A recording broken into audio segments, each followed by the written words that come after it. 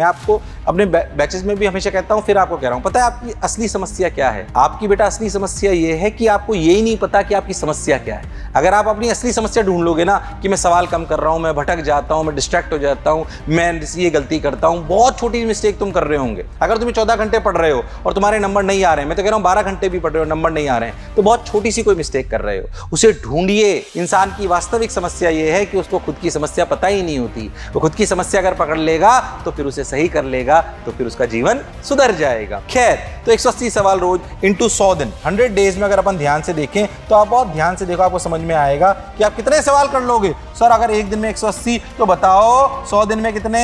18,000 सवाल, 18,000 क्वेश्चंस। अरे हाँ सर, 18,000 सवाल हम कर सकते हैं। यानी कि अगर अपन बहुत ध्यान से देखें, मैं तो कह रहा हूं आपने अभी तक एक चैप्टर की सिर्फ थ्योरी पढ़ी, आपने भी प्रैक्टिस करी ही नहीं। आपके लगभग कितने चैप्टर्स हैं? 100।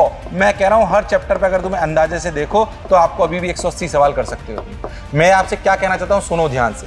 अब जब भी थ्योरी पढ़ो तो एक बात याद रखना कि ऐसा समझो फिजिक्स और फिजिकल केमिस्ट्री में उस चैप्टर पे करने वाले सवालों की संख्या 120 से 150 के बीच में होनी चाहिए। इसको बहुत ज़्यादा 250-300 मत कर लेना, वरना आपका टाइम खत्म हो जाएगा। और जो चैप्टर आप पढ़ चुके हो उनमें आप इतने सवाल करें कि नहीं करें, कम करें, तो इसको इतना कम से कम पहुंचाइए।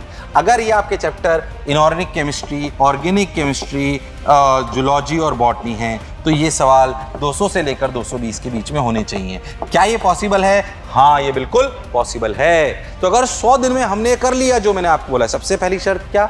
हार्डवर्क। 14 घंटे रोज पढ़ना आना चाहिए। हाँ सर, ये बात हम ध्यान में रखेंगे। और 7 घंटे थ्योरी पढ़ेंगे और 6 घंटे सवाल करेंगे। 6 घंटे सवाल कैसे करेंगे? सारे चैप्टर में इक्वली डिस्ट्रीब्यूटेड करेंगे, इसलिए एवरेज 180 के आसपास आ रहा है। क्या मैं अचीव कर सकता हूं? तब मैंने आपको बोला है। यानी कि हर चैप्टर जो भी आप अभी पढ़ रहे हो उसमें ऐसा नहीं कि कोई चैप्टर पसंद आ गया तो उसमें 300-400 सवाल कर लिए, आपका समय चला जाएगा तो कोई दूसरा चैप्टर छूट जाएगा। भावनाओं में मत भइए, संयम से काम लीजिए। संयम से काम लोगे तो सिलेक्शन भी होगा और आनंद भी आएगा।